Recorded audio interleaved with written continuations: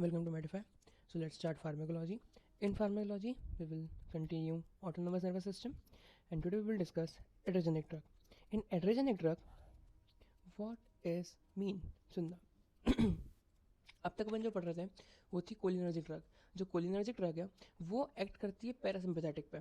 देखना वो एक्टिवेट करी थी पैरासिम्पैथेटिक को, और जो एंटी कोलिनर्जिक अपन ने पढ़ी वो क्या कर रही थी, वो ब्लॉक कर रही थी पैरासिम्पैथेटिक इफेक्ट को. ठीक है, यानी कि बात कहाँ चल रही थी, पूरी पैरासिम्पैथेटिक में बात चल रही है. अब हम बात करेंगे सिंपैथेटिक नर्वस सिस्टम की. किसकी बात करेंगे? सिंपैथेटिक की. ठीक है, तो आइए लेट्स स्टार्ट एड्रेजेनिक ड्रग्स. सबसे पहले हम पढ़ते हैं कि एड्रेजेनिक ड्रग में होता क्या है. तो याद रखना इसमें होता है CA. बहुत सी जगह में CA लिखूंगा, सिर्फ CA. तो याद रखना CA का मतलब होता है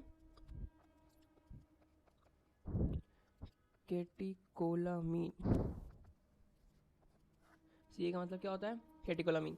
ठीक है, और एंडोजीनियस यानी कि जो अपनी बॉडी में बनते हैं एंडोजीनियस कैटेकोलामीन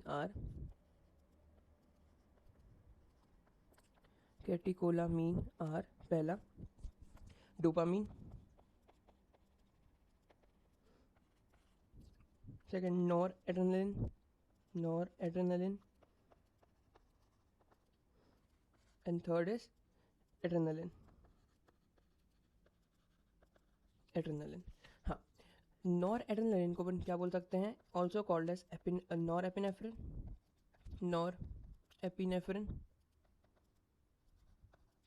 और सेम यही एड्रेनलिन को बोल सकते हैं अपन एपिनेफ्रिन. अब अपन बात करते हैं इसके सिंथेसिस की. जो डोपामीन है, जो नॉर एपिनेफ्रिन है, जो एपिनेफ्रिन है, इनका सिंथेसिस कैसा होता है. तो लेट्स मेक अ डायग्राम. हाँ, तो भैया इसको कैसे सिंथेसिस करेंगे, सुनो. ये मैंने बनाया post synaptic terminal, pre synaptic terminal. ये मेरा है पोस्ट सिनेप्टिक टर्मिनल. ठीक है, यहाँ पे मेरे अल्फा रिसेप्टर्स और बीटा रिसेप्टर्स, यहाँ पे रिसेप्टर्स चेंज है. वहाँ कौन से रिसेप्टर्स थे? निकोटिनिक और मस्कारिनिक. यहाँ कौन से रिसेप्टर्स आ गए हैं? अल्फा और बीटा. अल्फा बीटा में भी अलग अलग है, वो इसी वीडियो में पढ़ेंगे थोड़ा 2 मिनट बाद. कैसे बनता है तो याद रखना, टायरोसिन बनेगा पहले. टायरोसिन बनेगा, उसके बाद में डोपामीन बनेगा, डोपा बनेगा. डोपा के बाद में बनेगा डोपामीन. फिर भैया ये जाएगा वेसाइकल में.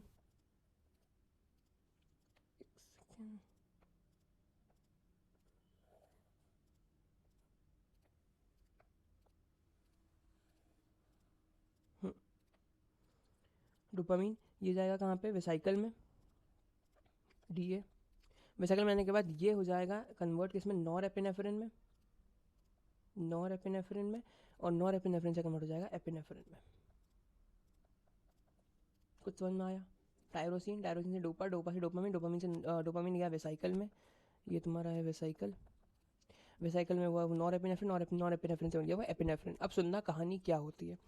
टायरोसिन से डोपा एंजाइम का नाम बताओ. एंजाइम का नाम होता है tyrosine hydroxylase. Tyrosine hydroxylase.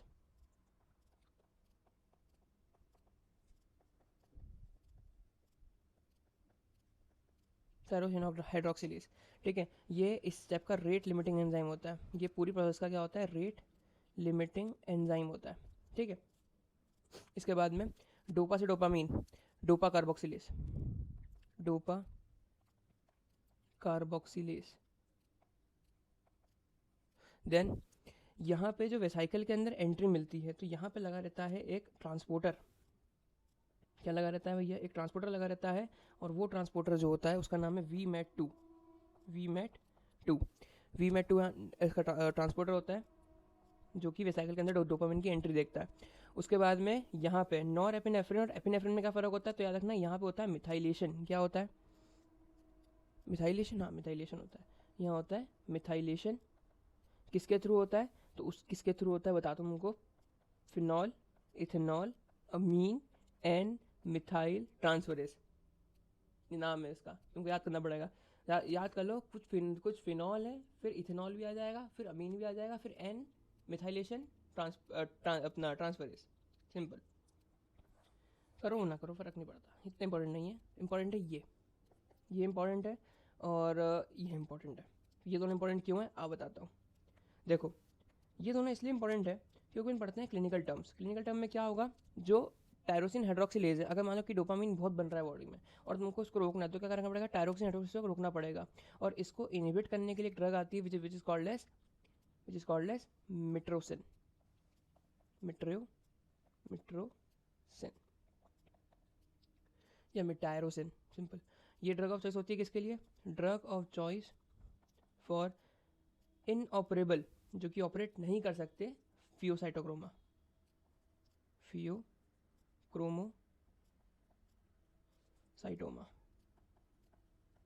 Okay then, चलो। और जो डोपा कार्बोक्सिलेज एंजाइम को इनहिबिट करता है वो कौन है, कार्बिडोपा। इसको इनहिबिट करने वाला है कार्बिडोपा। प्लस वीमेट2 है, वीमेट2 को कौन इनहिबिट करेगा, तो वीमेट2 को इनहिबिट करता है रेजरपाइन। कौन इनहिबिट करेगा, रेजरपाइन इनहिबिट करता है इरिवर्सिबली, इंपॉर्टेंट है। लेकिन एक और ड्रग होती है विच इज टेट्राबेंजीन, जो कि इसको रिवर्सिबली इनहिबिट करती है, टेट्राबेंजीन जो कि इसको रिवर्सिबली इनहिबिट करती है। चलो, ये सारी कहानियाँ तो हो गई कि भैया क्या क्या करना है और अपन देंगे क्यों, ये याद रखना, अपन देते हैं इसको हंटिंगटन कोरिया में, ट्रीटमेंट ऑफ हंटिंगटन, जब एक्सेस डोपामिन बन रहा है हंटिंगटन में देंगे, ठीक है। तो भैया यहाँ पे अपन ने क्या पढ़ा, यहाँ पर ने पढ़ा जो एंडोजीनस कैटेकोलामीन्स होते हैं वो होते हैं डोपामीन, नॉर एड्रेनलिन और एड्रेनलिन, ठीक है। यानी कि नॉर एपिनेफ्रिन, एपिनेफ्रिन बनता कैसे, सिंथेसिस कैसे होता है इसका, टायरोसिन से बनता है डोपा, डोपा से बनता है डोपामीन, डोपामीन जो आता है वेसाइकल में, वेसाइकल से बनेगा नॉर एपिनेफ्रिन, एपिनेफ्रिन से उसको होगा मिथाइलेशन, मिथाइलेशन बन जाएगा एपिनेफ्रिन। चलो, ये कहानी होगी इसकी सिंथेसिस की। इसको इनहिबिट करने के लिए अपने पास एक एंजाइम होता है टायरोसिन हाइड्रोक्सिलेज, जिसके अपन रख देते हैं मिटायरोसिन। मिटायरोसिन ड्रग ऑफ चॉइस होती है फियोसाइटोक्रोमा में। प्लस एक और ट्रांसपोर्टर होता है इसमें वीमेट2, जो कि वेसाइकल के बॉर्डर पर लगा हुआ होता है और वो डोपामिन की एंट्री रोकता है वेसाइकल के अंदर। तो उसको इनहिबिट करने के लिए अपन रख देंगे रेजरपाइन, जो कि इरिवर्सिबल होती है, प्लस टेट्राबेंजीन जो कि रिवर्सिबल होती है। कहानी खत्म, पैसा हजम। चलो आगे बढ़ते हैं। अपन बात करते हैं इसकी, अपन बात करते हैं इसके अपटेक की। अब मेरे पास में थोड़ी सी बात कर लेते हैं इसके अपटेक की। जो तुम्हारा नॉर एपिनेफ्रिन या डोपामिन रिलीज हो जाएगा, तो जो नॉन एपिनेफ्रिन डोपामिन नीचे आ गया, नॉन एपिनेफ्रिन डोपामीन, ठीक है, जो नीचे आ गया तो वो वापस ऊपर भी तो जाएगा। ऐसा तो है नहीं कि सब कुछ हो जाएगा एब्जॉर्ब। एसिटाइलकोलिन में भी वो था, कोलिन एसिड एंजाइम जो कि उसको तोड़ रहा था एसीटेट और कोलिन में, तो यहाँ पे भी कुछ होगा। तो यहाँ पे टूटता नहीं है ये, ऐसा कैसा वापस चले जाता है, उसका रीअपटेक हो जाता है आफ्टर एक्शन देता हूँ, after action catecholamines, after action catecholamines terminate by reuptake, terminate by reuptake. और यहाँ पे किससे रीअपटेक होगा, तो ये रीअपटेक हो जाएगा एक ट्रांसपोर्टर से, जिस डेट डोपामीन ट्रांसपोर्टर, और ये हो जाएंगे किससे, नेट से, नेट और ईटी। अब ये नेट और ईटी क्या है, नेट होता है नॉन एपिनेफ्रिन ट्रांसपोर्टर और ईटी होता है एपिनेफ्रिन ट्रांसपोर्टर, ठीक है। देन अब हम बात करते हैं रिसेप्टर्स के, जो सिंपैथेटिक रिसेप्टर्स होते हैं उनकी। ये वीडियो थोड़ी बड़ी होगी क्योंकि बहुत बड़ा सिंपैथेटिक ड्रग, ठीक है। तो सिंपैथेटिक रिसेप्टर्स की अगर हुआ मैं 2 पार्ट में बना दूंगा इसको, 2 पार्ट में डाल दूंगा ताकि तुम्हारे लिए आसानी रहे, 2x पे देख लो, बढ़िया। चलो, सिंपैथेटिक रिसेप्टर्स, सिंपैथेटिक रिसेप्टर्स दो टाइप के होते हैं भैया, ए और बी, नहीं अल्फा और बीटा। कौन, अल्फा और बीटा। अल्फा के 2 होते हैं, अल्फा 1 और अल्फा 2, ठीक है। बीटा के 3 होते हैं, बीटा 1, बीटा 2 और बीटा 3 रिसेप्टर, ठीक है। अल्फा कितने होते हैं, 2 रिसेप्टर, अल्फा 1 अल्फा 2, बीटा के होते हैं 3, बीटा 1 बीटा 2 बीटा 3। अब सुनना, alpha 1 receptors are GQ receptors. GQ और कौन था, GQ और कौन था, जल्दी बताओ, मैं बताऊँ, M1 M3 M5 एक्साइटेशन था, ये तुम्हारा GQ रिसेप्टर है, GPCR का GQ रिसेप्टर है। अल्फा 2 क्या है, अल्फा 2 था GI रिसेप्टर, ये कौन थे, M2 और M4, ये तुम्हारे GI रिसेप्टर्स थे। बाकी बीटा जितने हैं वो सब कौन से, GS रिसेप्टर्स हैं। अब ये GS क्या चीज़ है, GQ सुना था, GI भी सुना था, GS क्या है, GS भी सुना था तुमने रिसेप्टर्स में, जब तुमने पढ़े होंगे रिसेप्टर्स उसमें जनरल फार्मा में, तो तुमने सुना होगा GS भी होता है जिसमें साइक्लिक एमपी बढ़ जाता है, इसमें साइक्लिक एमपी कम हो जाता है। इसमें तुम्हारा कहानी अलग, IP3 और DAG की कहानी, इसमें साइक्लिक एमपी बढ़ जाएगा, इंक्रीज साइक्लिक एमपी। तो इसमें प्रोटीन काइनेस ऐसे चलता है वो, ठीक है। देन बात करते हैं अपन लोकेशन की, ठीक है। नेक्स्ट नीचे आते हैं अपन लोकेशन की बात कर लेते हैं जरा, लोकेशन भी देख ही लो। सो अल्फ़ा 1 रिसेप्टर्स जो कि GQ हैं वो कहाँ मिलेंगे तुमको? तो वो तुमको मिलते हैं, पहली बात तो वो दो होते हैं, अल्फ़ा 1 A अलग मिलता है, अल्फ़ा 1 B अलग मिलता है, तो बहुत झंझट है इस पर। अल्फ़ा 1 A मिलता है आयरिस में, और अल्फ़ा 1 जो B है, और अल्फ़ा 1 B ये मिलता है ब्लड वेसल्स में। समझ रहे? अल्फ़ा 1 A मिलता है आयरिस में, अल्फ़ा 1 B मिलता है ब्लड वेसल्स में। उसके बाद में आयरिस में मिलता है रेडियल मसल्स में, जो कि तुम्हारी कॉन्ट्रैक्ट होके मेड्रियासिस करा रही थी, ठीक है। और ये मिलता है तुमको इंटरनल यूरेथ्रल स्फिंक्टर में, इंटरनल यूरेथ्रल स्फिंक्टर में। चलो, और ये अल्फ़ा 1 B का कराएगी ब्लड वेसल्स में विजुअलाइजेशन। इसको फिर से करते हैं अपन एक बार। Let's see the locations of the receptors. Please take screenshot. बहुत मेहनत करी है तुम लोगों के लिए, तो मैं खुद के लिए नहीं करूँ तुम्हारी मेहनत करी इतनी तो। इसका स्क्रीनशॉट ले लो, मैंने हटा दिया इसका स्क्रीनशॉट ले लो, या तो इसको लिख लो, ठीक है। बहुत इंपॉर्टेंट है ये, तुमको रटना पड़ेगी ये चीज़ें। अल्फ़ा 1 का मिलेगा, अल्फ़ा 1 जो होता है दो टाइप में होता है, अल्फ़ा 1 है, अल्फ़ा 1 बी। अल्फ़ा 1 है, अल्फ़ा 1 बी। अल्फ़ा 1 ए का मिलता है आयरिस में मिलता है, और IUS। अब IUS क्या है?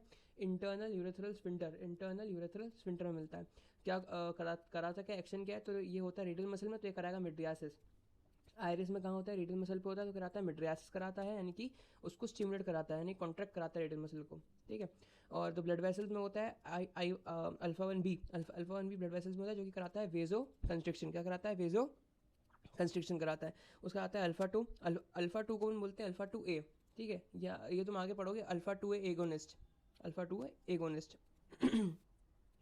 तो अल्फा 2A जो होता है, alpha 2A receptor pre synaptic auto receptor होता है। क्या होता है प्री सिनेप्टिक ऑटो रिसेप्टर? मैंने बोला था अल्फा 2 जो रिसेप्टर है वो GI है, यानी कि क्या है? इनिबिटरी है। क्या नहीं, क्या है? इनिबिटरी, यानी कि वो रिलीज कराएगा, मतलब इनिबिट करेगा रिलीज ऑफ कैटेकोलामीन्स को, प्लस इनिबिट करेगा सिंपैथेटिक डिस्चार्ज को भी। क्या होता है जब भी तुम्हारा, इस डायग्राम को देखो ढंग से, जब भी तुम्हारा ये एपिनेफ्रिन रिलीज होता है, तो यहाँ पे अल्फा 2A रिसेप्टर होते हैं जो कि स्टिमुलेट हो जाते हैं, जो कि क्या हो जाते हैं भैया? जो कि स्टिमुलेट हो जाते हैं। अब इसके स्टिमुलेट होने से क्या होगा? ये रिलीज को रोक देगा और नॉन एपिनेफ्रिन को वापस भेज देगा बाय नेट ट्रांसपोर्टर उसको वापस भेज देगा। उसके बाद अपन बात करते हैं next receptor which is beta 1 receptor. Beta 1 बहुत सारी जगह बहुत कम जगह मिलता है, हार्ट और अपना JG सेल्स, बस दो जगह मिलता है बीटा 1 रिसेप्टर। इंपॉर्टेंट क्या है कि हार्ट में वो 3 जगह मिलता है। कहाँ कहाँ मिलता है तो बताता हूँ तुमको। वो मिलता है तुम्हारा मायोकार्डियम में, पहली चीज़। कहाँ मिलता है? मायोकार्डियम। दूसरा SN नोड, तीसरा AV नोड। AV नोड में क्या एक्शन है इसका? कंडक्शन को बढ़ाता है, ठीक है। सेकंड जो SN नोड में एक्शन है वो हार्ट रेट को बढ़ाता है। और तीसरा मायोकार्डियम में वो फोर्स ऑफ कॉन्ट्रैक्शन को बढ़ाता है, इसको बोलते हैं increase in inotropism, force of contraction को बढ़ा रहा है। अभी अपन ने पढ़ा था M2 रिसेप्टर्स कहाँ मिलते हैं? हार्ट में मिलते हैं, लेकिन क्या कराते हैं वो? हार्ट रेट कम कराते हैं और कंडक्शन भी कम कराते हैं। तो अगर मैंने तुमको मस्कनिक ब्लॉकर दिया है, यानी कि एक एंटी कोलिनर्जिक ड्रग दी है, तो वो क्या कराएगी? हार्ट रेट बढ़ाएगी, कम करेगी? बढ़ाएगी। लेकिन अब कोलिनर्जिक दिया तो हार्ट रेट कम करेगी। एड्रेनर्जिक दूंगा तो हार्ट रेट बढ़ेगा, क्योंकि यहाँ पे वो बैक करेगा, बीटा 1 रिसेप्टर को स्टिमुलेट करेगा, तो हार्ट रेट बढ़ेगा।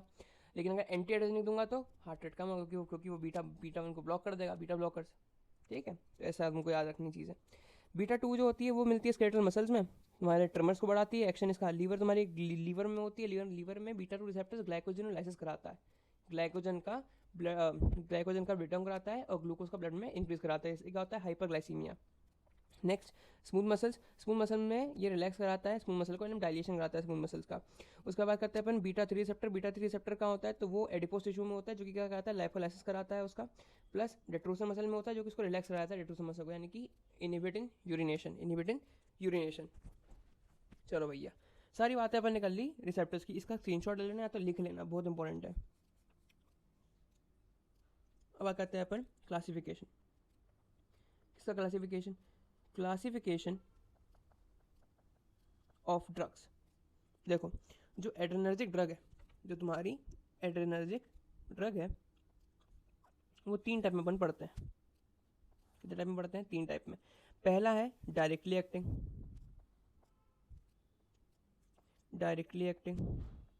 Second is indirectly acting and third is mixed acting. Mix acting. अब सुनो, जो डायरेक्टली एक्टिंग होता है तो वो होता है तुम्हारा रिसेप्टर एगोनिस्ट, यानी कि वो रिसेप्टर पर बाइंड कर लेता है और एक्शन करा जाता है, रिसेप्टर एगोनिस्ट। जो इनडायरेक्टली एक्टिंग होता है वो रिलीज ऑफ कैटेकोलामिन को कंट्रोल करता है, रिलीज ऑफ कैटेकोलामिन को कंट्रोल करता है, ठीक है। और जो मिक्स एक्टिंग होता है वो दोनों एक्शन देते हैं, यानी कि वो रिसेप्टर से तो वो रिसेप्टर से ही बाइंड कर लेंगे और वो तुमको मिक्स एक्शन यानी कि अपना रिलीज को भी कंट्रोल कर लेंगे, उसको बोलते हैं मिक्स एक्शन, ठीक है। अगर हम बात करें जो रिसेप्टर एगोनिस्ट होते हैं वो दो टाइप के होते हैं, कैटेकोलामीन्स और नॉन कैटेकोलामीन्स। जो कैटेकोलामीन्स होते हैं कांट गिवन ओरली, याद रखना इनको ओरली नहीं दे सकते। क्यों नहीं दे सकते भैया, ये बॉडी की चीज़ें हैं, डोपामीन बॉडी में बनता है, नॉन एपिनेफ्रिन बॉडी में बनता है, एपिनेफ्रिन बॉडी में बनता है, 3 कैटेकोलामीन्स है। अगर ये अपन ने ओरली दिया तो वो तो बॉडी के नोन थिंग है, वो तो लीवर मेटाबोलाइज कर देगा पूरा पूरा, इसलिए, ठीक है। क्योंकि ये डिग्रेड कैसे होते हैं, ये डिग्रेड होते हैं by MAO, MAO. What is MAO? Monoamine oxidase, चलो next point is can be given by injection दिया जाता है इसको, इसके इंजेक्शन दिए जाते हैं, ठीक है। और अगर इंजेक्शन दे सकते हैं ओरली नहीं दे सकते, मतलब ये क्या है, एक इमरजेंसी ड्रग है, emergency drug, treatment of shock में देते हैं इसको। और जो नॉन कैटेकोलामीन्स है उसको अपन ओरली दे सकते हैं, जैसे इसका अपोजिट, और ओरली दे सकते हैं वो डिग्रेड नहीं होती माउस से, इंजेक्शन के फॉर्म में भी दे सकते हैं और नहीं भी दे सकते हैं, ऐसा लिखना। और इमरजेंसी ड्रग नहीं होती है, नॉर्मल ड्रग होती है, गिवन ओरली, इसका जैसे अपोजिट लिख देना। जो तुम्हारी इनडायरेक्टली एक्टिंग ड्रग्स है उसमें ड्रग्स के नाम बताता हूँ तुमको, MAT-MET, इसमें ड्रग के नाम सुनो, MAT-MET, M से होता है मोडाफिनिल, या तो भैया खतरनाक ड्रग होती है मोडाफिनिल, तो बताऊंगा मोडाफिनिल पढ़ेंगे अपन पूरी। और एम्फेटामिन, और T से इज टायरामिन, ठीक है।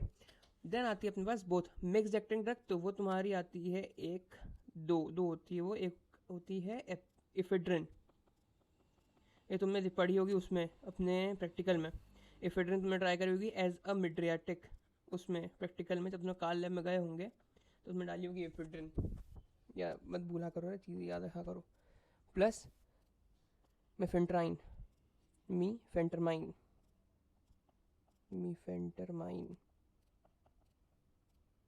ठीक है भैया। चलो next start catecholamines, a topic which you have to study. Catecholamines में सबसे पहले अपन पढ़ते हैं सबसे इंपॉर्टेंट विच इज नॉरएपिनेफ्रिन। सबसे पहले नॉरएपिनेफ्रिन क्या है भैया, तो फटाफट बात करते हैं नॉरएपिनेफ्रिन की। नॉरएपिनेफ्रिन एक ड्रग होती है जो कि कहाँ एक्ट करती है, तो वो उसके रिसेप्टर्स जो होते हैं नॉरएपिनेफ्रिन के, जहाँ वो एक्ट करेगी वो होते हैं alpha 1, alpha 2, beta 1 and beta 3। It does not act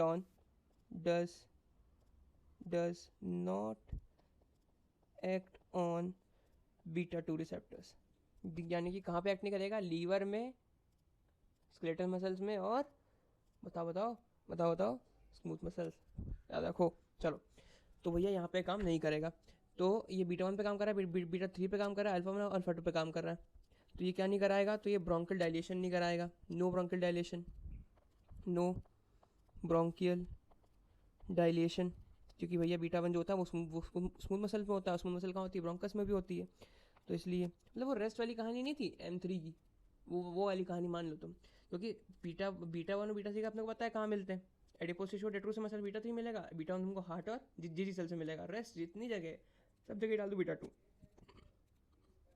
no bronchial dilation, no vaso dilation, ठीक है, क्योंकि ये एक्ट नहीं कर रहा है बीटा 2 पे, दैट्स वाई। ओके, तो ये इसकी एक इमरजेंसी वायल होती है, किसकी, नॉरएपिनेफ्रिन की, यस इसकी एक इमरजेंसी वायल होती है, जिसमें कंसंट्रेशन की अगर बात करें तो कंसंट्रेशन कितनी होगी, 1 mg/ml, ठीक है। और ड्रग ऑफ चॉइस होती है किसके लिए, देते क्यों है, तो ड्रग ऑफ चॉइस देते हैं कार्डियोजेनिक शॉक में, बहुत है ना कि नॉरएपिनेफ्रिन जो कैटेकोलामाइन्स होती है वो एक इमरजेंसी ड्रग्स होती है, शॉक में मिलती है, तो कार्डियोजेनिक शॉक में तुमको नॉरएपिनेफ्रिन देंगे, कार्डियोजेनिक शॉक तुमको क्या देंगे, नॉरएपिनेफ्रिन देंगे। और ये कहाँ होता है, तो ये तुम्हारा होता है एक्यूट हार्ट फेलियर में होता है कार्डियोजेनिक शॉक। कहाँ होता है, एक्यूट हार्ट फेलियर में होता है कार्डियोजेनिक शॉक प्लस हाइपोटेंशन। अकेला अकेला अगर एक्यूट हार्ट फेलियर है तो नहीं देंगे, ये भी ध्यान रखना। अकेला अगर एक्यूट हार्ट फेलियर है तो नहीं देंगे, अकेला अगर हाइपरटेंशन है तो भी नहीं देंगे। दोनों जब साथ में होगा तो बोलते हैं कार्डियोजेनिक शॉक, जिसका ट्रीटमेंट अपन इसको नॉन एपिनेफ्रिन की वायल देंगे, जिसमें डोज होगा 1 mg/ml होता है, ठीक है। प्लस ये ड्रग ऑफ चॉइस होता है, ड्रग ऑफ चॉइस होता है किसके लिए, अपनी वेजोडाइलेटर शॉक, वेजो डायलेटरी शॉक, ठीक है। इसमें आ जाती है अपनी सेप्टिक शॉक, यानी कि जो इन्फेक्शन से शॉक लगता है तुमको, करंट वाला शॉक नहीं है ये, हाँ ब्लड लॉस वाला शॉक है, याद रखना। और न्यूरोजेनिक शॉक, न्यूरोजेनिक शॉक इतना इंपॉर्टेंट नहीं, मत लिखो, याद भी नहीं रहेगा, ठीक है। लेकिन नॉन एपिनेफ्रिन, इसको लिख लेना सार बना के, non epinephrine does not use in anaphylactic shocks, जो तुम्हारे रेस्पिरेटरी शॉक्स होते हैं ना, उसमें काम नहीं आता एनाफाइलेटिक शॉक। क्यों नहीं आएगा भैया, क्योंकि ब्रोंकस में वो इफेक्ट दे ही नहीं सकता, क्योंकि वहाँ बीटा 2 रिसेप्टर्स है, वो बीटा 2 रिसेप्टर्स अभी रिएक्ट नहीं करता नॉन एपिनेफ्रिन। तो याद रखना कि भैया एनाफाइलेक्सिस नहीं कर सकता ये, नो एनाफाइलेक्सिस। एनाफाइलेक्सिस क्या होता है, ब्रोंकियल कंस्ट्रिक्शन होता है एनाफाइलेक्सिस, तो उससे बचा नहीं सकता ये, समझ में आ गया, उससे बचा नहीं सकता। अब हम बात करते हैं किसकी, एपिनेफ्रिन की। So let's start epinephrine. In epinephrine, we will discuss that the receptors of epinephrine is all. Means ये जो epinephrine होता है इसके सारे receptors होते हैं, alpha 1 and alpha 2 plus beta 1, beta 2 and beta 3 receptors.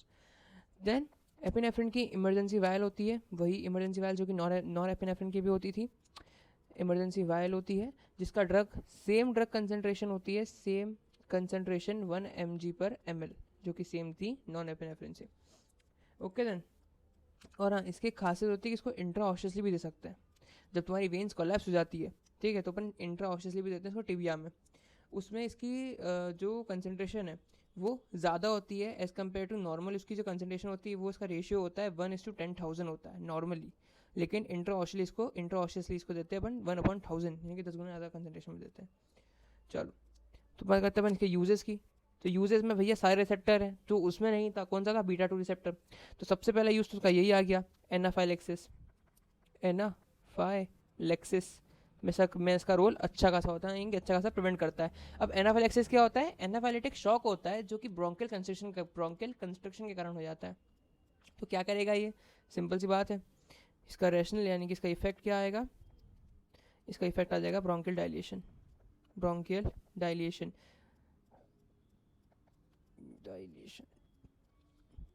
Okay, इस डोज पे आएगा तो डोज भी लिख लेते हैं, 0.5 ml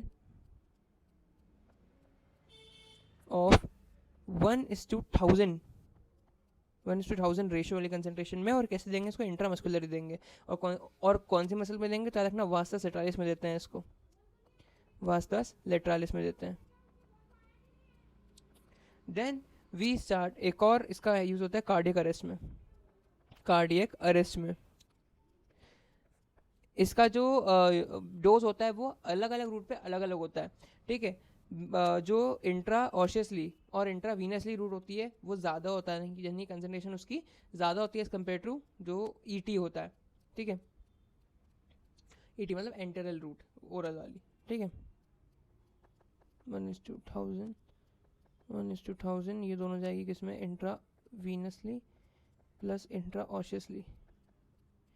और 1:10,000, ओह सॉरी 1:10,000 ये है, 1:1000 ये है, क्योंकि इंट्रावीनस में वो थोड़ी आता अपना, क्या बोलते हैं उसको, लीवर वाला फर्स्ट पास मेटाबॉलिज्म, ठीक है। और इसलिए उसको ओरली देते हैं, क्योंकि इसमें फर्स्ट पास मेटाबॉलिज्म होता है, इसलिए कंसंट्रेशन ज़्यादा करते हैं ताकि फर्स्ट पास मेटाबॉलिज्म से अपने को डिजायर्ड कंसंट्रेशन मिल जाए। और किस काम में आता है, तो अल्फा 1 को ये स्टिमुलेट करता है, और वेजो कंस्ट्रिक्शन से ये तुम्हारा वीनस रिटर्न बढ़ा देता है। क्या बढ़ाता है? वीनस रिटर्न बढ़ा देता है। चलो ये हो गया भैया। अब बात करते हैं अपन तीसरी ड्रग की, तो तीसरा catecholamine. So let's start dopamine. Dopamine के रिसेप्टर्स कौन कौन है भैया? तो और डोपामीन की बात कर लेते हैं। डोपामीन के रिसेप्टर्स होते हैं अपने पास D1 and D2 receptors. Then non epinephrine की तरह ही इसके पास भी अल्फा 1 और अल्फा 2 रिसेप्टर्स प्लस बीटा 1 और बीटा 3 रिसेप्टर। ये भी बीटा 2 पैक्ट नहीं करता, नो एक्शन ऑन बीटा 2, याद रखना, no action on beta 2 receptors, यानी कि ये कोई रोल प्ले नहीं करेगा, no role in anaphylaxis. Okay, तो इसका यूजेस देख लेते हैं डोपामिन के फटाफट अपन। तो यूज़ क्या डोपामिन के? पहला इसके यूजेस इसके डोज के बेसिस पे हैं। पहला इसका होता है लो डोज। पहला क्या है? Low dose. अब लो डोज जो है वो कितना है? सबसे बड़ी बात तो ये होता है 1 to 2 microgram, 1 to 2 microgram per kg पर ml है, पर kg पर मिनट है, हाँ पर kg पर मिनट, मतलब बॉडी वेट पर डिपेंड करता है, ठीक है। सो low dose 1 microgram per kg पर मिनट, ये इसकी वैल्यू होती है, इसकी यूनिट होती है। अपन शुरू करते हैं इसके लो डोज पे। क्या है? तो लो डोज पे आता है, एक्ट करता है D1 और D2 रिसेप्टर्स पे। D1 और D2 रिसेप्टर्स पे एक्ट करता है, कॉज करता है विजोडाइलेशन। क्या कॉज करता है? विजोडाइलेशन कॉज करता है। और ड्रग ऑफ चॉइस होता है किसके लिए? याद रखना, ओलिगोयूरिया के लिए, ओलिगोयूरिया के लिए। लेकिन एक बात बताओ, वेजोडाइलेशन और ओलिगोयूरिया, इनका क्या लेना देना? लेना देना है, क्या लेना देना है? देखो ओलिगोयूरिया में क्या हो रहा है? ओलिगोयूरिया में ये हो रहा है कि तुम्हारी यूरिन जो हो रही है वो पास नहीं हो पा रही है, यानी कि यूरिनेशन जो हो रहा है वो अच्छी फ्रिक्वेंसी में नहीं हो पा रहा है, ये इसमें दिक्कत है, ठीक है। तो वेजोडाइलेशन कहाँ हो रहा है? वेजोडाइलेशन होता है इन किडनी, ये जो किडनी की वेसल्स होती है ना, उसमें वेजोडाइलेशन हो जाता है। तो क्या होता है? अच्छे से फ्लो हो जाता है वाटर का, तो अच्छे से फ्लो होता है, तो मतलब यूरिन का वापस अच्छी ठीक हो जाती है हमारी यूरिन का फ्लो। समझ में आ गया? साइड इफेक्ट क्या है इसका? अब ये वेजोडाइलेशन का वो है इफेक्ट, तो साइड इफेक्ट क्या होगा? हाइपोटेंशन, ऑब्वियस ही बात है, hypotension. Then we talk about next dose which is high नहीं, पहले आएगा मॉडरेट डोज। पहले क्या आएगा? मॉडरेट डोज, मॉडरेट या मीडियम डोज, मॉडरेट डोज। अब भैया मॉडरेट डोज कितना डोज होता है? तो 2 to 10 microgram, 2 to 10 microgram per kg पर मिनट, पर kg पर मिनट होता है इसका तुम्हारा मीडियम या मॉडरेट डोज। ये एक्ट कहाँ करता है? तो याद रखना, जब इसका मॉडरेट डोज देंगे अपन 2 to 10 माइक्रोग्राम पर kg पर मिनट, तो वो एक्ट करेगा कहाँ पे? बीटा 1 रिसेप्टर्स पे। कहाँ एक्ट करेगा? बीटा 1 रिसेप्टर पे एक्ट करेगा। बीटा 1 रिसेप्टर जो होते हैं वो आइनोट्रोपिक कहाँ कहाँ होते हैं? पहली बात तो वो हार्ट पे होता है और तुम्हारा वहाँ होता है जी सेल्स में होता है, ठीक है, जो कि रास मैकेनिज्म एक्टिवेट कर रहा था। तो हार्ट पे क्या करेगा? हार्ट पे ये क्या करेगा बताओ? आइनोट्रोपिक इफेक्ट देगा। क्या करेगा? आयोनोट्रोपिक इफेक्ट देगा, ट्रोपिक इफेक्ट देगा, यानी कि हार्ट के कंडक्शन को बढ़ाएगा, हार्ट रेट को बढ़ाएगा और तुम्हारे फोर्स ऑफ कंडक्शन को बढ़ाएगा, तो उसको बोलते हैं आइनोट्रोपिक इफेक्ट, जो कि फोर्स ऑफ कंडक्शन को बढ़ाता है। और इट लीड्स टू, अगर अपन ज़्यादा दे देंगे तो it leads to acute cardiac failure, acute heart failure, acute heart failure. ये तो इसका एडवर्स हो गया। इसका साइड इफेक्ट क्या होगा? तो साइड इफेक्ट हो गया इसका एरिथमिया, एरिथमिया। चलो ये हो गया। Next we talk about high dose, dopamine का high dose. So high dose क्या भैया डोपामिन का? देख लो ध्यान से, greater than 10 microgram per kg per min. So high dose कहाँ एक्ट करेगा? तो हाई डोज एक्ट करता है अल्फा 1, किस पे एक्ट करता है? High dose act on alpha 1 receptors, जो कि कॉज करते हैं वेजो कंस्ट्रिक्शन। क्या कॉज करेगा? Vaso constriction on blood vessels, on blood vessels. तो ये इंक्रीज करेगा ब्लड प्रेशर, और ये किसके लिए होता है? शॉक के लिए होता है। किसके लिए होता है? शॉक के लिए, जैसे कि नॉर एपिनेफ्रिन था, नॉर शॉक के लिए, like nor epinephrine, non epinephrine, ठीक है। साइड इफेक्ट क्या है इसका? तो साइड इफेक्ट इज हाइपरटेंशन। हो गया। तीनों कैटेकोलामिन्स अपन ने कर लिए, तीनों नेचुरल वाली। देखो सबसे पहले अपन ने करी कौन सी? सबसे पहले अपन ने करी नॉरएपिनेफ्रिन, जो कि अल्फा 1 और अल्फा 2, बीटा 1 और बीटा 3 पे काम कर रहा था। यूज़ क्या कर रहा था अपन ने? यूज़ देखा था इसका कार्डियोजेनिक शॉक में था और वेजोडाइलेटरी शॉक में था। देन आती एपिनेफ्रिन, एपिनेफ्रिन जो थी उसके सारे रिसेप्टर्स पे काम कर रही थी। इसका मेन यूज़ क्या है? ये एनाफाइलेक्सिस का मेन यूज़ होता है, जिसमें इसका डोज का होता है 0.5 ml ऑफ 1:1000 रेशियो वाला था, ठीक है। और इसका जो रैशनल होता है नहीं क्या करता है, तो ब्रोंकियल डायलेशन करता है, क्योंकि एनाफाइलेक्सिस क्या होता है, एनाफाइलेक्सिस होता है ब्रोंकियल कंस्ट्रिक्शन। उसके बाद अपन ने पढ़ा, उसके बाद अपन ने क्या पढ़ा, डोपामीन। डोपामीन में देखा D1 D2 receptors, alpha 1 and alpha 2 receptors, beta 1 और बीटा 3 रिसेप्टर्स। 3 डोज होते हैं इसके, लो डोज, मॉडरेट डोज और हाई डोज। लो डोज में क्या काम कर रहा था, लो डोज में विजुअलाइजेशन करा रहा था। मॉडरेट डोज में तुम्हारा आइनोट्रोपिक इफेक्ट दे रहा था, यानी कि एक्यूट हार्ट फेलियर पे लीड कर रहा था सीधा सीधा। और जो लो डोज है या जो हाई डोज है वो क्या कर रहा था, ब्लड वेसल में वेसो कंस्ट्रिक्शन कर रहा था, यानी कि हाइपर प्रेशर कर रहा था, मतलब वही। Now we talk about synthetic catecholamines. In synthetic catecholamines, there are 3 drugs: dolputamin, ibuprofen और isoprenalin. The dolputamin, डॉप्लूटामिन ये जो होती है, ये स्पेसिफिक बीटा 1 एगोनिस्ट होती है। कौन होती है, बीटा 1 एगोनिस्ट। तो बीटा 1 कहाँ मिलता है, बीटा 1 मिलता है तुम्हारे हार्ट में। तो ये ड्रग ऑफ चॉइस है किसके लिए, एक्यूट हार्ट फेलियर के लिए। क्या है, drug of choice for acute, एक सेकेंड, एक्यूट हार्ट फेलियर, ठीक है। देखो मैं जानता हूँ कि लेक्चर बहुत बोरिंग चल रहा है, बहुत बोरिंग चल रहा है, लेकिन फिर भी पढ़ना पड़ेगा, क्योंकि एड्रेनर्जिक ड्रग में कुछ है ही नहीं इंटरेस्टिंग यार, सिर्फ ड्रग के नाम है, उनके इफेक्ट है। दूसरा आता है अपने पास स्ट्रेस। फिर भी मैं ट्राई करूँगा धीरे छोटे मोटे जोक्स करने के लिए, ताकि तुम हंसते खेलते रहो जीवन में अपने। और जो तुम्हारी आइबुपेमिन है, आइबुपेमिन जो होती है वो D1 और अल्फा 1 एगोनिस्ट होता है। क्या होता है, D1 और अल्फा 1 एगोनिस्ट होता है, जो कि ट्रीटमेंट में काम आता है। किसके ट्रीटमेंट में काम आता है, ओलिगोयूरिया के। किसके काम आता है, ओलिगोयूरिया के। ऊपर अपन ने पढ़ा था ओलिगोयूरिया कुछ, बताओ पढ़ा था नहीं पढ़ा था, पढ़ा था, कहाँ पढ़ा था, अपन ने पढ़ा था लो डोज ऑफ डोपामीन, ठीक है। फिर आता है अपने पास आइसोपिनालिन, जो कि स्पेशल ड्रग होती है beta 1 beta 2 plus beta 3, all beta agonist, सिर्फ बीटा की एगोनिस्ट होती है। और ट्रीटमेंट ऑफ ब्रेडिकार्डिया में काम आती है। ट्रीटमेंट ऑफ ब्रेडिकार्डिया, ये तो हर किसी के ट्रीटमेंट में काम आ जाएगी, जहाँ पे बीटा ब्लॉक होगा, तो जहाँ पे बीटा का काम कराना होगा। ब्रेडिकार्डिया के ट्रीटमेंट में काम आएगी, टैकीकार्डिया करा देगी। अस्थमा के ट्रीटमेंट में काम आ जाएगी, ठीक है। सो लेट्स वी टॉक, अब तक अपन ने देखा कैटेकोलामीन्स को, ठीक है। अब तक अपन ने देखा कैटेकोलामीन्स को। अब अपन देखेंगे किसको, नॉन कैटेकोलामीन्स को। किसको देखेंगे अपन, नॉन कैटेकोलामीन्स। अब नॉन कैटेकोलामीन्स में बात ये होती है कि इसमें आते हैं अलग अलग फंक्शंस, ठीक है। इस वीडियो के लिए ये लास्ट टॉपिक है। इसके बाद में जो अपने इनडायरेक्टली एक्टिंग है कैटेकोलामीन्स, उसके छोटी वीडियो बना दूंगा नेक्स्ट, ठीक है। क्योंकि एक साथ अपन तो सारा पढ़ेंगे तो अपने को याद ऐसे भी नहीं रहेगा, ठीक है। तो ये वीडियो देखना, फिर देख लेना उसका, तो वीडियो देखना। मैं जानता हूँ इसमें तुम ये वीडियो 2x भी देख रहे होगे। चलो फिर आता है वेसो सप्रेसर। इसको बोलते हैं वेसो प्रेसर्स। ये हैं वेसो प्रेसर्स होते हैं ये, PRESSOR वेसो प्रेसर्स होते हैं। यानी कि ब्लड वेसल्स में क्या कराते हैं, वेसो कंस्ट्रिक्शन कराते हैं, जिससे इनका BP बढ़ जाता है, यानी कि BP बढ़ाने में काम में आते हैं। यूज़ होते हैं ट्रीटमेंट ऑफ हाइपोटेंशन में,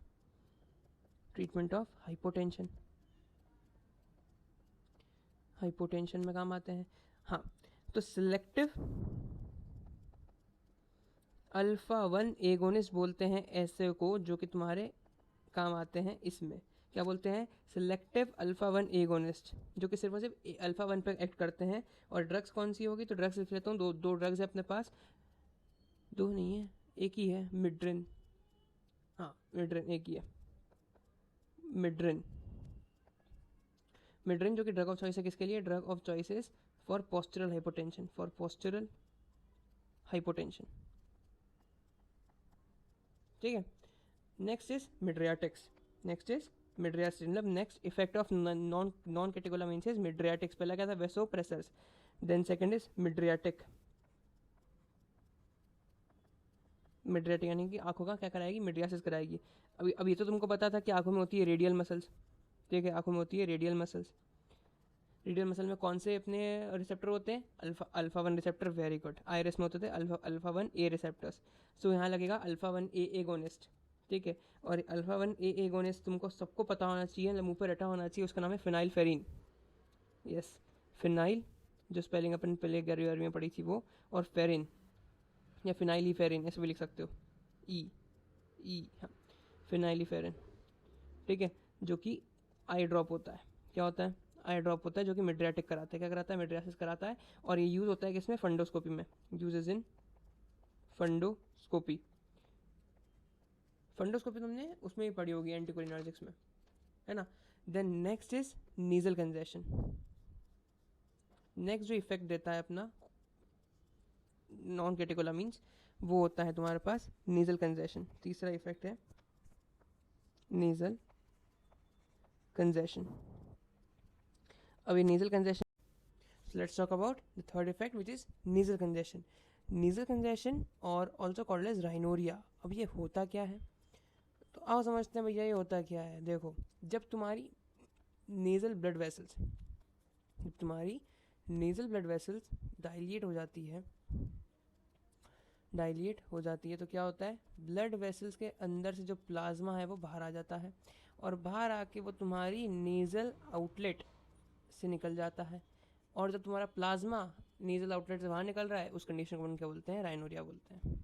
ठीक है, तो इसको ठीक कर, तो इसके मतलब इसके लिए कौन सी ड्रग इफेक्टफुल होती है, एक नया कलर लगता है यार, ये वाला लो। इसके लिए इफेक्टफुल होती है, दो तरह की ड्रग आ सकती है। एक हो सकती है तुम्हारी topical nasal drop, topical nasal drop जो कि तुम्हारा ऑटरविंस पे आता है ना, वो वाला टॉपिकल नेजल ड्रॉप। और दूसरी तुम्हारी ओरल ड्रग, दूसरी तुम्हारी oral drug.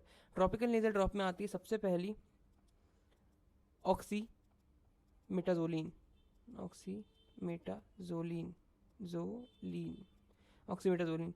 Second xylometazoline, xylometazoline. And third point is naphazoline. So ये तीन ड्रग होती है जो कि नेजल कंजेशन को ठीक करती है। कैसे ठीक करती है, तो ये अल्फा 2B एगोनिस्ट होती है। क्या होती है, अल्फा 2B एगोनिस्ट होती है, जो कि करती है वेजो कंस्ट्रिक्शन, जो कि करती है वेजो कंस्ट्रिक्शन। ओरल ड्रग में आती है तीन ड्रग। पहली ड्रग होती है तुम्हारी फिनाइलिफेरिन, फिनाइलिफेरिन तुमने पहले भी कहीं पढ़ी थी। फिनाइलिफेरिन कहाँ पढ़ी थी, जरा याद करो। फिनाइलिफेरिन पहले कहाँ पढ़ी थी, एक सिंगल, ये जो होती है एक सिंगल अल्फा 2 एगोनिस्ट होती है, याद रखना, ऐसी कुछ थी ना, हाँ, सिंगल अल्फा 2 एगोनिस्ट होती है, और ये वो करती है मिड्रियासिस करती है। ठीक है, लो मिड्रियासिस अल्फा 1 एगोनिस्ट, हाँ अल्फा 1 एगोनिस्ट, यस, मिड्रियासिस करती है, अल्फा 2 नहीं alpha 1। Second drug is ephedrine. Ephedrine आगे जब अपन इनडायरेक्टली एक्टिंग और मिक्स करेंगे तो पूरा इफिड्रिन पे एक टॉपिक है, इतना इंपॉर्टेंट है इफिड्रिन। तो ये दो ड्रग होती है ओरल में, और तीन ड्रग होती है तुम्हारी इसमें आती है इंपॉर्टेंटली ये वाली। इसमें इंपॉर्टेंट क्या है, क्योंकि तुमने जो सुना होगा ऑट्रोविन नेजल स्प्रे, सुना है ऑट्रोविन नेजल स्प्रे, उसमें ये ड्रग होती है ऑक्सीमेटाजोलिन। ठीक है, लेकिन अब दिक्कत क्या है, कुछ ना कुछ तो दिक्कत भी होगी इसमें। ठीक है, अब जो ड्रग नेजल कंजेशन है फिर जो राइनोरिया है उसको ठीक करती है, उसको बोलते हैं नेजल कंजेस्टेंट्स। क्या बोलते हैं, नेजल कंजेस्टेंट्स। तो काम क्या है इससे, काम ये है कि जब इनका क्रॉनिक यूज़ होता है, ये बहुत यूज़ कर रहे हैं अपन, मतलब ये है कि दिन में अपन एक ऑटोमेन ख़त्म कर रहे हैं, इतना खतरनाक यूज़ कर रहे हैं। Chronic use of nasal decongestant, decongestants, nasal decongestant. हाँ, तो जब तुम्हारा क्रॉनिक यूज़ होगा तुम्हारा नेजल डी कंजेस्टेंट का, तो क्या होगा, तुम्हारा जो वेजो कंस्ट्रिक्शन हो रही है वो बढ़ती जाएगी। उससे क्या होगा, उससे ब्लड सप्लाई रुक जाएगी तुम्हारी नोज़ में। क्या होगी, blood supply to the nose reduce हो जाएगी। उससे क्या होगा, उससे इश्कीमिया हो जाएगा, ऑब्वियस सी बात है। अब इश्कीमिया हो जाएगा तो क्या हो जाएगा तुमको, एट्रोफिक राइनाइटिस, एट्रोफिक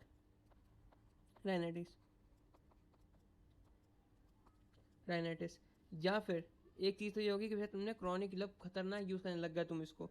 दूसरी चीज़ कि या तो तुम अगर 15 दिन में एक ऑटोविन लेते थे, तुमको रोज़ कम से कम मिनिमम 3 रोज़ करते थे मिनिमम, तुमने सडन स्टॉप कर दी, एकदम से रोक दी तुमने ऑटोविन, अब लेना बंद कर दी, तो क्या होगा, सडन स्टॉप भी नहीं कर सकते। अगर सडन स्टॉप तुमने करी ऑटोविन को, या तुमने ऑक्सीमेटाजोलिन या नेफिटाजोलिन या किसी को भी तुमने अगर सडनली रोकी, सडन स्टॉप करी, तो क्या होगा भैया, जो होता है ना रिबाउंड, सुना है रिबाउंड, सुना तो होगा। रिबाउंड वेजो डायलेशन हो जाता है। क्या होता है? रिबाउंड वेजो डायलेशन होता है, जिससे राइनाइटिस मेडिकटोसा मतलब खतरनाक फ्लू होता है, खतरनाक फ्लू। इसका पेशेंट हमारी ओपीडी में आया था एक बार। ये शायद कुछ 6-8 महीने पहले की बात है। इतना खतरनाक उसकी नाक हो रखी थी, मतलब वो दिन में कम से कम 3 नैपकिन भर रहा था, 3 नैपकिन। यही कंडीशन ऑक्ट्रोपिन को उसने एकदम से लेके छोड़ दी थी। सेम मैंने तो केस देखा ही है, तो इसलिए मुझे अच्छे से पता है। देन आता है अपना next is bronchodilator. Bronchodilator bronchodilator होते हैं भैया, आप याद रखना। ब्रोंकोडाइलेटर कौन होंगे? Specific beta 2, specific beta 2। अब बीटा 2 में आता है अपना बीटा 2 जो स्टिमुलेट करेगा वो यूज़ होता है ट्रीटमेंट ऑफ अस्थमा में। याद रखना, जो बीटा 2 का एगोनिस्ट होगा वो ट्रीटमेंट करा देगा अस्थमा का ट्रीटमेंट करा देगा, या फिर सीओपीडी का करा देगा, ऑब्लिक सीओपीडी का करा देगा। इसमें जो ड्रग है वो कौन सी है? तो याद रखना, ड्रग आएगी इसमें साल्ब्यूटामॉल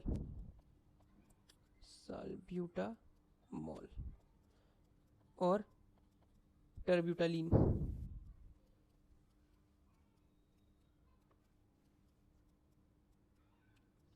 आजा बेटा आजा आजा, कहाँ गया? Apple TV. हाँ, तो कौन सी ड्रग है? द ड्रग इज साल्ब्यूटामॉल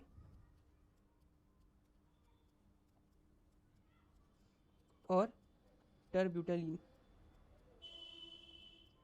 एक लास्ट तुम्हारी इसका इफेक्ट आता है, fifth effect which is tocolytics.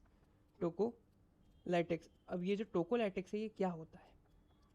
Tocolytics कुछ नहीं भैया, रिलैक्सेंट। यस, क्या होता है टोकोलाइटिक्स? रिलैक्सेंट होते हैं, यूटेराइन रिलैक्सेंट होते हैं, जो कि डिलेड लेबर कराते हैं। क्या कराते हैं भैया? डिलेड लेबर में अपन देते हैं, डिलेड लेबर में देते हैं। यहाँ लगता है बीटा 2 एगोनिस्ट, जिसमें ड्रग कौन सी होती है? तो ड्रग रट लेना है, ड्रग तुमको गायनी की पोस्टिंग में रटा देंगे, राइटोड्रिन गायनी की पोस्टिंग में ड्रग। और इसके साथ में एक साथ वाली होती है, उसका नाम होता है आइसोक्स सुप्राइन।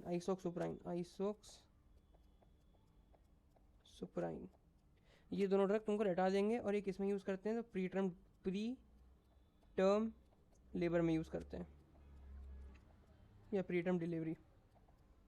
कराते क्या है इससे लेबर कराते हैं। हाँ यही है, इससे यूट्राइन रिलैक्स हो जाता है तो लेबर पेन हो जाते हैं। ठीक है, तो प्री टर्म डिलीवरी में इसका इस्तेमाल करते हैं। और इसका साइड इफेक्ट होता है, हाँ इसका बहुत गंदा साइड इफेक्ट होता है, तो उसको भी संभालना होता है, which is postpartum haemorrhage. What is postpartum haemorrhage? Delivery के बाद जो तुम्हारा, या डिलीवरी के दौरान जो तुम्हारा ब्लड लॉस होता है, अगर वो ज़्यादा हो जाएगा तो उसको बोलते हैं पोस्ट पार्टम हेमरेज। ठीक है, तो उसको अपना ठीक ठाक रखने के लिए अपन बहुत सारे ड्रग एक साथ देते हैं, विच इज़, अगर एक्स्ट्रा इन्फॉर्मेशन चाहिए तो याद रख लो, वरना ज़रूरत नहीं है अभी तो। एस2 देते हैं, प्लस सीसीबी देंगे, कैल्शियम चैनल ब्लॉकर देंगे, प्लस एनसेड्स एस्पिरिन। ये 3 ड्रग का कॉम्बिनेशन देते हैं फॉर दिस यूज़। ठीक है, last topic of today which is sixth effect beta 3 agonist. इसमें ड्रग कौन सी है? तो याद रखना, इसमें ड्रग है सिब्यूट्रामिन।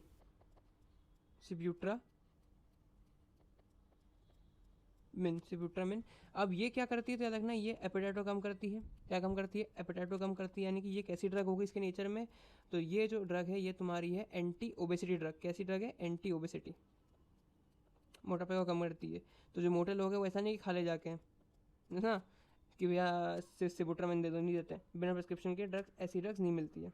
सिबुट्रामिन हो गई, मोडाफिनल जो अपनी मोडाफिनल हो गई, एम्फेटामिन हो गई, सब नहीं मिलती, मुश्किल है मिलना बिना प्रिस्क्रिप्शन के। बीटा 3 एगोनिस्ट और इनहिबिट करता है रीअपटेक ऑफ कैटेकोलामिन्स को।